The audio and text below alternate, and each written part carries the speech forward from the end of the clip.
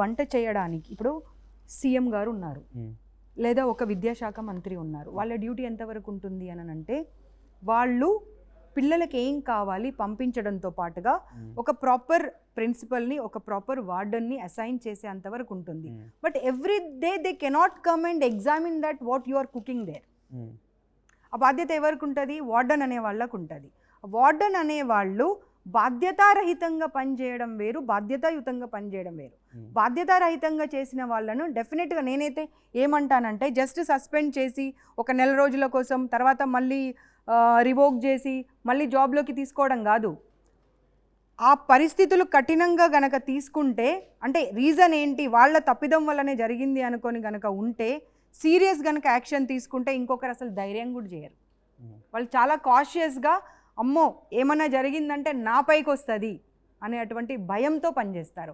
ఆ భయం అనేది డెఫినెట్గా ప్రతి ఒక్కరిలో ఉండాలి. మీరు ఉద్యోగం చేస్తున్నారు, మీ బాధ్యత కాదా?